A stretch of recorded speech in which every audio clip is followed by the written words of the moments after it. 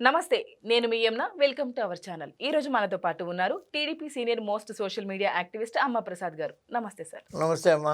ఈ రోజు తాడేపల్లిలో జరిగిన ప్రెస్ మీట్ లో జగన్ గారు చంద్రబాబుని ప్రభుత్వం ఏర్పడి 2 సంవత్సరాలైనా ప్రజలకు చేసింది ఏం లేదు, ఈ 2 ఏళ్ల ప్రోగ్రెస్ రిపోర్ట్ చూస్తే ఒకటే ఒక్క పాయింట్ కనిపించింది, అదేంటంటే బాబు షూరిటీ మోసం గ్యారంటీ అని విమర్శించారు. దీనిపై మీ అభిప్రాయం ఏంటి? కానీ ఒక శుభ పరిణామం ఏం చేద్దంటే పాపం జగన్మోహన్ రెడ్డి గారు, గౌరవ మాజీ ముఖ్యమంత్రి జగన్మోహన్ రెడ్డి గారు ప్రెస్ మీట్లు పెట్టడం అలవాటైంది ఈ మధ్యన ఆయనకి. ఇంతకుముందు ఎప్పుడు రికార్డెడే, ఆయన చెప్పింది రికార్డెడ్ వదలటం తప్ప ప్రెస్ అంటే భయం ఆయనకి.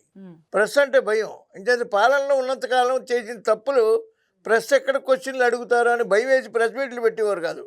ఈ మధ్యన ప్రెస్ మీట్లకు వచ్చారు, అదొక్కటి శుభపరిణామం. ప్రెస్ మీట్లు పెట్టడం నేర్చుకున్నందుకు ధన్యవాదాలు. ఆ తర్వాత ఏంటి, బాబు షూరిటీ మోసం గ్యారంటీ. బాబు గారు ప్రజల్ని చాలా మోసం చేసేసారమ్మా. ఏం చేసిన, పెద్ద హైటెక్ సిటీ కట్టి సాఫ్ట్వేర్ రంగానికి ఊతం ఇచ్చి ఓ మోసం చేశారు. లక్షల కొలది సాఫ్ట్వేర్ ఉద్యోగస్తులు ఇవాళ ఒకప్పుడు బ్రాహ్మిన్స్, కమ్మ, రెడ్డి, కాపు అగ్రకులాలు వెళ్ళేవారు. ఇవాళ ఎస్సీ, ఎస్టీ, బీసీ, కమ్మరి, కుమ్మరి పిల్లలు, చాకలి, ఈ పిల్లలందరూ అమెరికాలో ఉన్నారంటే దానికి బాబుగారే కారణం. అదొకటి బాబుగారు చేసిన మోసమే. ఇంకా హైదరాబాద్ పక్కకి వెళ్తే మనం నానక్రామ్గూడ, కోకాపేట, మంచిరేవుల, నార్సింగు అక్కడ దాకా హైదరాబాద్ డెవలప్ అయిపోయి సైబరాబాద్ అనే నిర్మాణం జరిగి కొత్త నగరాన్ని హైదరాబాద్, సికింద్రాబాద్ తోటి సైబరాబాద్ నిర్మించడం అదొక మోసం. ఇవన్నీ మోసాలే జగన్మోహన్ రెడ్డి గారి దృష్టిలో. పాపం వాళ్ళు చేసిన లిక్కర్ వ్యాపారం పాపం పుణ్యం. ఎంచేదంటే జనాభాను తగ్గించారు. పాపం అంటే దొంగ లిక్కర్ వ్యాపారం చేశారు, చాలామంది వేల మంది చచ్చిపోయారు. ఆ చచ్చిపోవడంలో పాపం జనాభాను తగ్గించారు. జనాభా నియంత్రణ, జనాభా తగ్గితే మంచిదని వాళ్ళ భావన. రోడ్లు వేయలేదు పాపం. ఎందుకు రోడ్లు వేస్తే వాళ్ళు హెలికాప్టర్ 30 కిలోమీటర్లు కూడా హెలికాప్టర్లో తిరుగుతారు కదా. తాడేపల్లి నుంచి గుంటూరు హెలికాప్టర్ కావాలి. అర్థమైంది, ఎక్కడికి వెళ్ళినా హెలికాప్టర్ వాడతారు, స్పెషల్ ఫ్లైట్లు వాడతారు. అంటే రోడ్లు ఉంటాయని తెలియలేదు పాపం. రోడ్డు మీద వెళ్ళేవాడికి రోడ్డు ఉంటుందని తెలుసు, రోడ్డు విమానంలో వెళ్ళేవాడికి రోడ్డు ఏం తెలుస్తుంది. అంచేత పాపం రోడ్లు వేయలేదు వాళ్ళు. అర్థమైందా, ప్రజలు ఎలాగా అప్పు, దేశానికి అప్పు ఉంది, ప్రజలకు అప్పు ఉంది కాబట్టి వాళ్ళు కూడా అప్పులు చేసేసారు. అర్థమైందా, తాకట్టు 12 విశాఖపట్నంలో 12 ఆస్తులు తాకట్టు పెట్టేశారు. ఒక రాజధాని కాకుండా 3 రాజధానులు అన్నారు. వాళ్ళు బాబు గారిని విమర్శిస్తారు. చంద్రబాబు నాయుడు గారు మాట ఇస్తే రామబాణం. ఇవాళ భారతదేశంలో ఉన్నటువంటి నెగ్గినా ఓడినా ఉన్నవాళ్ళు స్టాలిన్ని తీసుకున్నా, కర్ణాటకలో ఒక్కొక్క యడ్యూరప్ప గారిని తీసుకున్నా, అక్కడికి వెళ్తే మమతా బెనర్జీ గారిని తీసుకున్నా, లేకపోతే శరద్ యాదవ్ గారిని తీసుకున్నా, దేశంలో ఉన్న ప్రముఖులు లల్లూ ప్రసాద్ యాదవ్ గారి కొడుకుని తీసుకున్నా, దేశంలో ఉన్నటువంటి టాప్ 50-60 మంది లీడర్ల ఇళ్ళకి చంద్రబాబు నాయుడు గారు వెళ్తే వాళ్ళు ఎదురొచ్చి స్వాగతం పలికి లోపలికి తీసుకెళ్తారు. అంటే అంతటి గౌరవం ఎక్కడి నుంచి వస్తుందమ్మా గౌరవం? ఇలా షూరిటీలు పెట్టి మోసం చేసి వాళ్ళ గౌరవం వస్తుందా?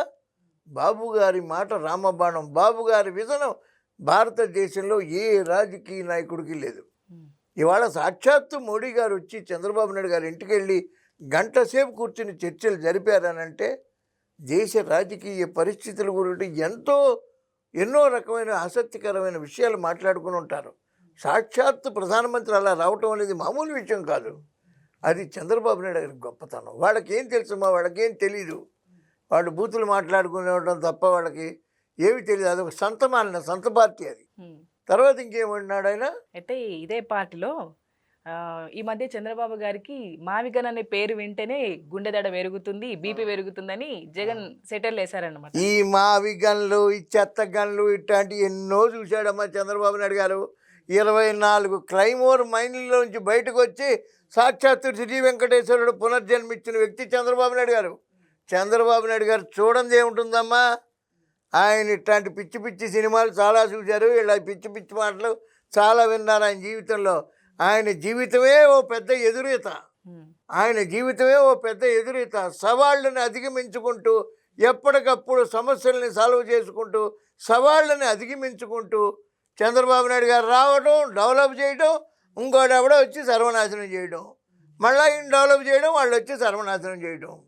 ఈయన అసెంబ్లీ కట్టారు, సెక్రటేరియట్ కట్టారు, హైకోర్టు కట్టారు, కియా పరిశ్రమ తీసుకొచ్చారు, విశాఖపట్నం మెడిటెక్ తీసుకొచ్చారు, శ్రీ సిటీ తీసుకొచ్చారు తిరుపతికి. ఇలా డెవలప్ చేస్తుంటే ఆ వైఎస్ఆర్సీపీ మాయ మాటలు నమ్మి 19లో ఓట్లు వేశారమ్మా. ఓట్లు వేస్తే ఏమైంది? రాష్ట్రం బర్రమని వెనక్కిపోయింది. మళ్ళా ఇప్పుడు సముద్రం దగ్గర కూర్చుంటే అలా వస్తుంది, ఇలా మీదకి వస్తుంది. వచ్చిన అలా మళ్ళా వెనక్కి వెళ్ళిపోతుంది. అలా పోయింది రాష్ట్రం వెనక్కి పోతే ఈ బాబు అని చంద్రబాబు నాయుడు గారిని మళ్ళీ గెలిపించారు ప్రజలు. గెలిపిస్తే మళ్ళీ మొదలుపెట్టారు. అదేదో సామెత ఉంది, రెడ్డి గారు వచ్చారు మళ్ళీ కథమడం మొదలు పెట్టండి అన్నట్టు మళ్ళీ మొదలుపెట్టారు కదా. 5 సంవత్సరాలు అమరావతి అంతా తుప్పలు చెట్లు నిండిపోయింది. అది శుభ్రం చేయడానికి సంవత్సరం పట్టింది. ఇప్పుడు చేసి వాళ్ళు అమరావతి శరవేగంగా పనులు జరుగుతున్నాయి. ఈ 18 నెలల కాలంలో క్వాంటమ్ వ్యాలీ తీసుకొచ్చారు, గూగుల్ సెంటర్ తీసుకొచ్చారు, శ్రీ సిటీలో మన ఏసీలన్నీ ఇక్కడే తయారయ్యేలాగా పరిశ్రమలు తీసుకొచ్చారు, కియా డెవలప్ ఎక్స్టెన్షన్ చేస్తున్నారు, ఎక్కడికక్కడ పరిశ్రమలు వస్తున్నాయి. విద్యా విధానంలో లోకేష్ గారు, గ్రామీణ వికాసానికి పవన్ కళ్యాణ్ గారు, రోజు 15-16 గంటలు చంద్రబాబు నాయుడు గారు. ఇంకేం చేయాలంటున్నా ప్రజలకి? గుంతలు కూడా పోడ్చలేని ప్రభుత్వం వైఎస్ఆర్సీపీ ప్రభుత్వం. ఇక్కడ గుంతలు కాదు, రోడ్లే వేశారు. అసలు జగన్మోహన్ రెడ్డి గారి పరిపాలనలో ఊళ్ళకి ట్యాక్సీలు కట్టేవారు కాదు. ఇంకా ట్యాక్సీలు పాడైపోతాయని కిరాయిలు వదులుకునేవారు. ఇవాళ ట్రావెల్స్ బాగుంది, అన్నీ బాగున్నాయి, విశాఖ అభివృద్ధి చెందుతోంది. అన్ని నగరాలు సమప్రాంత అభివృద్ధితో చంద్రబాబు నాయుడు గారు ఆ విజన్ సమానంగా అన్ని ఏరియాలని సమానంగా చూసుకుంటూ డెవలప్ చేసుకుంటూ ఒక పక్క అద్భుతమైన రాజధాని మనకు అవసరం అని చెప్పి రాజధానిని ఎలా సమాంతరంగా డెవలప్ చేస్తున్నారో సంక్షేమాన్ని కూడా అలా మనిషికి 2 కళ్ళలాగా అలా సమాంతరంగా తీసుకెళ్తున్న వ్యక్తి చంద్రబాబు నాయుడు గారు. ఇంకా చంద్రబాబు నాయుడు గారికి మావి గన్నని చెప్తే గుండె వచ్చేస్తుంది, అదిరిపోద్ది, గుండె పాడైపోద్ది. చంద్రబాబు నాయుడు గారి ఆరోగ్యం గురించి వాళ్ళు బెంగ పెట్టుకున్నారా, పిచ్చి మాటలు మాట్లాడుతున్నారా? 76 ఏళ్ల వయసులో మైకు పట్టుకుంటే మధ్య ఎవడు మన కుర్రాళ్ళు కూడా నిలబడలేనంత ధీమాగా మాట్లాడుతున్నాడు ఆయన. ఈ వైసీపీ నాయకులను అందరినీ చంద్రబాబు నాయుడు గారితో పాదయాత్ర చేయమన్నాడు.